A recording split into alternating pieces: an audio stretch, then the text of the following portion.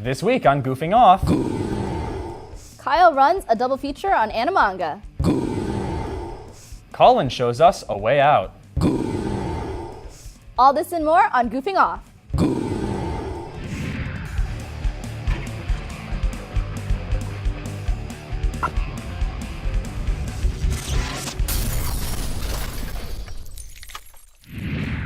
Welcome back to Goof Off, the show guaranteed to remove residue from tape, paint, or even glue. I'm Kyle Glockner. And I'm Manman. So Kyle, I heard you're reviewing not one, but two animes this week? You heard right.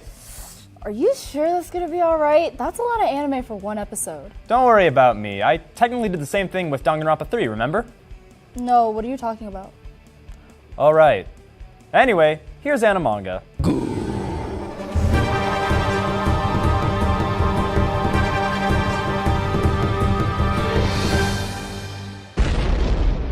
Hello anime and manga fans, I'm Kyle Glockner and welcome back to Animanga. It's that time of year again. The spring season of anime is officially here and it is jam-packed with so many good shows, like Season 3 of My Hero Academia, the second half of Season 3 of Food Wars, that random Sword Art Online spin-off, Steins Gate Zero, and plenty of amazing shows that aren't sequels. But in all honesty, the show I'm looking the most forward to this season is the Persona 5 animation. I plowed through the game for the first time over winter break, and then immediately blazed through a second playthrough, and I absolutely love it, so I'm really excited for the adaptation. But since I can't really review a series that hasn't aired yet, today I'll be covering Persona 4, the animation, and Persona 4, the Golden animation.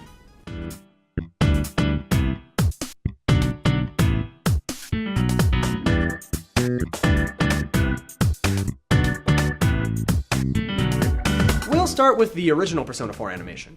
Much like you would expect from an anime adaptation of a video game, the story follows that of its predecessor.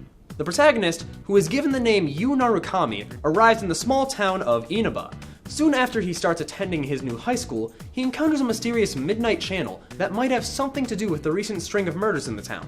After discovering he has a special ability to summon a persona when he travels to another world, he and his friends work together to get to the bottom of this case. But if you've played Persona 4, you already know all that stuff. But the animation has way more to offer than just being a standard adaptation of the game. For starters, the show really gets down to the details of Persona 4. You might expect the animation to skip over more minor social links from the game in order to better tell the story, but the Persona 4 animation covers every single social link from the game and even throws some twists into the mix. There are entire episodes dedicated to Yu's relationship with Ai Ebihara, Sayaka Uehara, the nurse, Hisano Kuroda, the old lady from the hospital, and just about everyone else. These episodes felt really special to me because it showed Yu's relationship with each of these characters in depth and made it feel like more than just a side story in the bigger plot of the game. Plus, the animation added more pomp and circumstance to each of their characters. For example, there are 2 episodes dedicated to Yu meeting the needs of around 3 to 4 of the social link characters at once, something that just didn't really exist in the base game. Watching these episodes gave me newfound appreciation for some of the side characters of the game. But what also helped these episodes be so good is the fact that our formerly silent protagonist was now fully voiced. I'll just come out and say that I absolutely love Yu's dialogue in the animation. He maintains his calm, cool demeanor that he has as the silent protagonist from the game, but gains a personality all his own and is able to match the mood of any situation. A lot of the times he just chimes in with a quick one-liner, but those ended up being what I remembered most from each episode. I really think that what they did with his character was a fantastic choice, which makes me excited to see what they'll do with the protagonist from Persona 5. Now, the original Persona 4 animation was great, but there is a second anime we have to talk about today, and that is Persona 4, the Golden animation.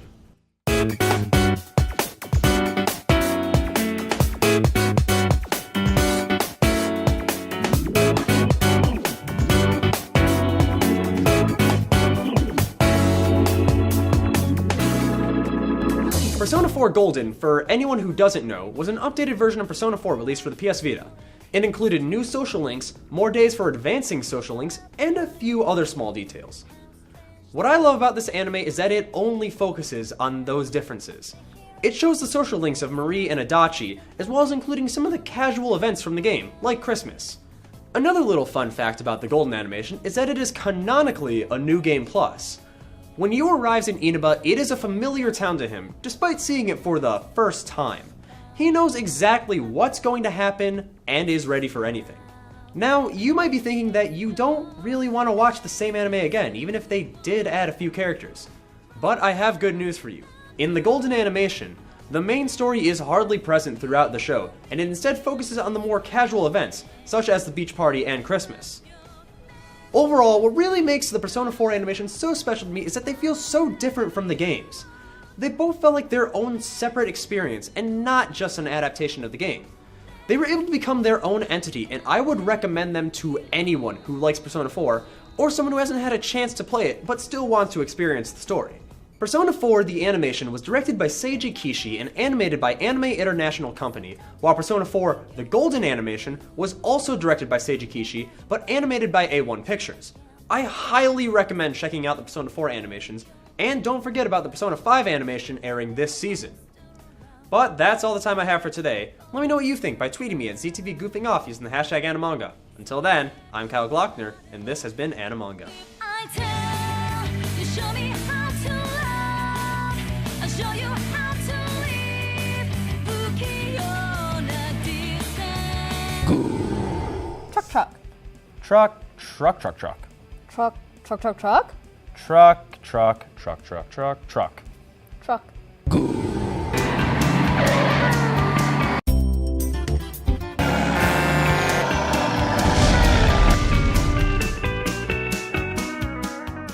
Hey everybody, Drew Brown, back again with another Drew's Truckin' here. So, for this episode of Drew's Truckin', I figured we kind of not quite at the epic grand finale yet, so I figured we'd take Drew's Truckin' back to its roots, and that is with American Truck Simulator. It's sort of like Euro Truck, and by that I mean it is pretty much literally the exact same game as Euro Truck, but you're in America. So we really are bringing Drew's Truckin' back to its roots. Is my guy here? There he is! Yeah, there we go. That's me, Drew's Truckin'. Preferred trucks design. So the thing about American trucks as opposed to European trucks is they got the big front, right? In Europe, they prefer the more like the flat fronts, and that's fine. That's all well and good. But in America, we got these big hoods, and I honestly, personally, kind of like that design better. It adds more of a presence to you as a trucker. So, I think the blue and red rabbit is a pretty good company logo for Drew's Truckin', as, I'm cute as a bunny. And it looks like I need to go right out of here, I think. Let me change my camera angle. There we go. Truck started. What a beautiful dashboard. Alright, so let's get right into it.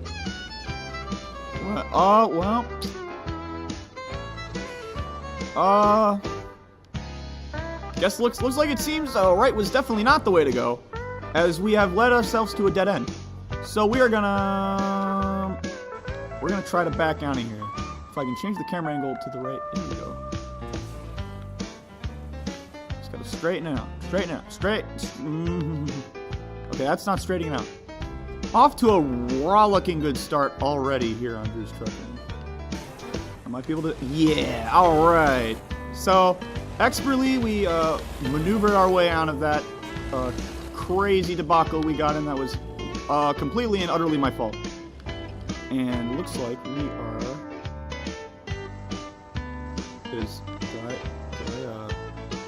That's the entrance. So, as I've taught you all in the previous episodes, if you learned anything, it is red lights do not matter, and it is fine just to go by them. Because when you need to get a delivery there on time, the law enforcement and other people on the road all understand unanimously that when you got a truck, you got to get your delivery there on time. Hopefully that little delay we had back there won't send me back too far. I think if I continue to run all the other red lights, I think we should be fine. So sometimes in Las Vegas, you'll have a lot of crowded roads and big intersections. You just run the red light. Like, everybody will get out of your way. Nobody will stand in your way as a trucker. Sometimes you just gotta cross the other lane, and sometimes that happens. Is it here? It is here. Okay. Sharp turn. So I think we are we stuck? So just like in Euro Truck, this game is very true to life in that it does not cut any corners, literally. When you get stuck on a corner, you really get stuck on a corner, and you cannot escape unless you really juke and jive with your truck. This guy is just ruining my day. Sir, please. I'm gonna take you with me, my friend. There is no going back now. Alright, so we delivered that in a reasonable fashion. We only took like 6% damage when we plowed into those two guys' cars. So I think that's a good... We only drove 13 miles, so hopefully we'll take some more larger jobs next time, so we can get some more money. I think that was a good delivery for Drew's truck. Can I? Let's try purchasing. Purchase truck. Let's see what we can do here. Can I? Bank? Let's go to the bank. Ooh. I can get a loan out. Sometimes when you're trucking, you gotta get loans out. Just go to the bank and ask what's the highest loan I can get. And when they say 100,000, you take it. So like, can I buy that? How much is it? 113,000. Oh.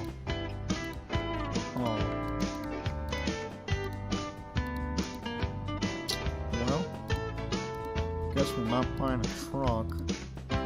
Alright, so, well, unfortunately, I guess, despite throwing literally all of my money at a bank to take out loans, we don't have enough money to buy a truck. But that's alright. Sometimes in life, you gotta accept loss and keep on trucking. So I think that is a good way to end this episode. So if you have any trucking games you want me to play here on Drew's Truckin', tweet me at ZTV Goofing Off with the hashtag Drew's Truckin'. Until next time, I'm Drew Brown, drowning in financial debt, and I'll see you next time on Drew's Truckin'. It's time for a break. It is time for a break. Break time. It is time to take a break.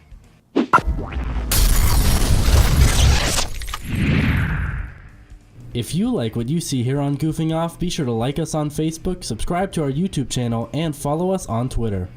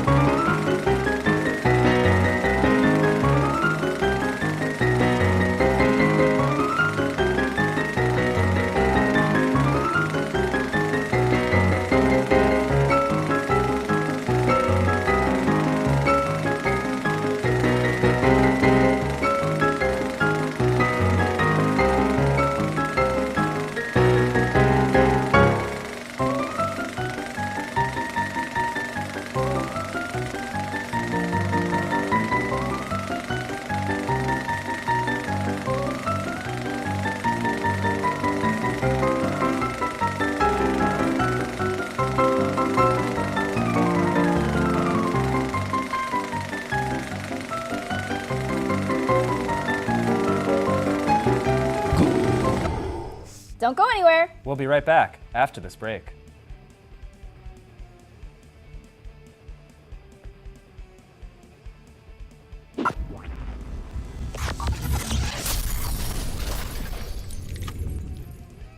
If you like what you see here on Goofing Off, be sure to like us on Facebook, subscribe to our YouTube channel, and follow us on Twitter.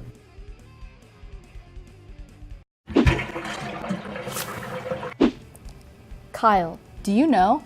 No, what, Mon? A way out.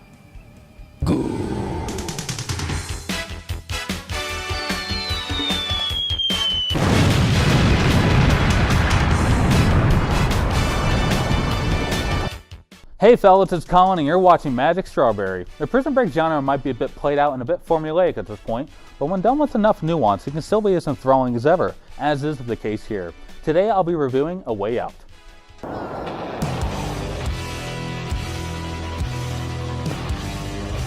See that tower? Yeah, that's where we're heading.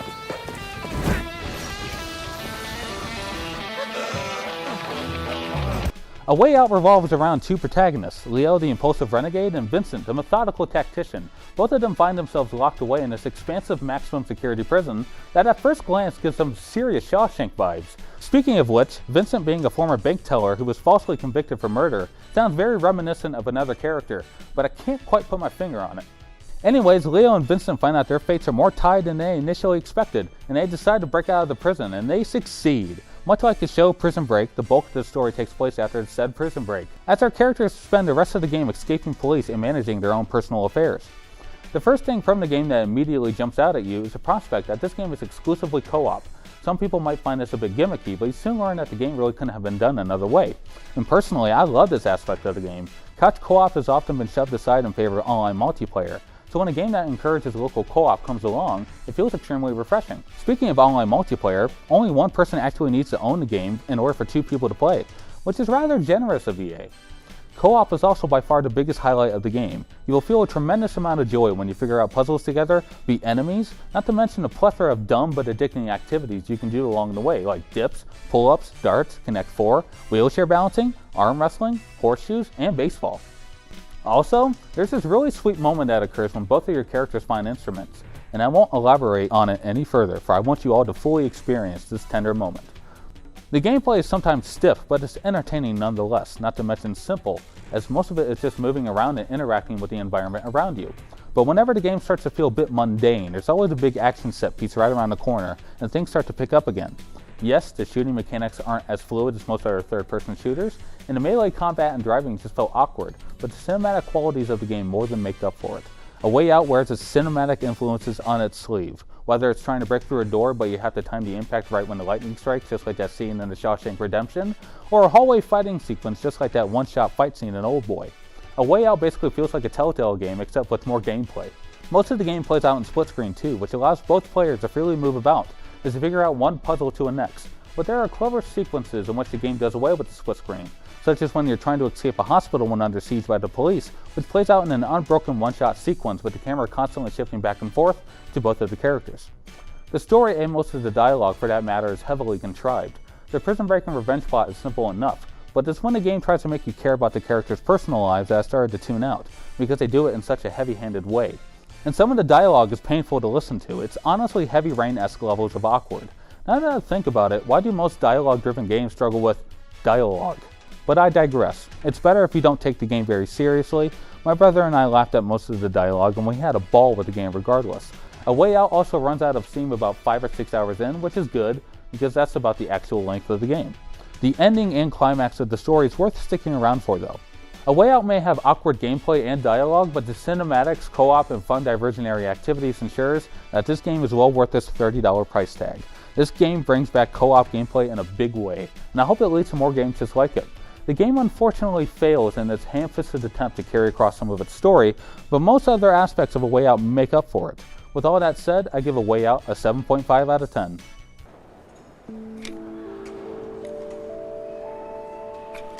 I emerged victorious. Pure luck. Thanks for watching Magic Strawberry. Make sure to like and subscribe to our channel and follow us on Twitter at ZTV Goofing Off, if you so please. Bye-bye. Well, that's it. 5 down and 1 more to go. This semester has been a wild ride for sure. Between the week-long hunger strike, the riots when Juan almost didn't allow Keijo, and that time we all got trapped in the simulation where we had to kill each other. Kyle, none of that happened. That's what they all say. Anyway, that's it for this episode of Goofing Off. Be sure to like us on Facebook, follow us on Twitter and Instagram, and subscribe to our YouTube channel for extra content, including extended cuts of Drew's Trucking, FaceOff, Goofing Sims, and a few special episodes of Anime Manga. I'm Mon. And I'm Kyle Glockner. Thank you for taking the time to goof off with us. There it is. I was waiting for it. We're dead. We've been mainstream mic'd.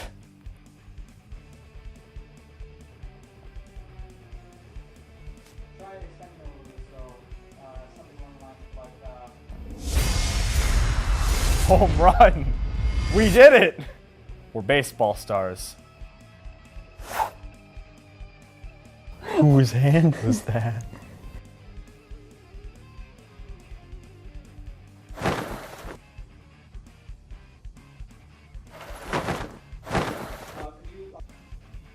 Oh, what? No. No, I should be gone. I shouldn't be here. No!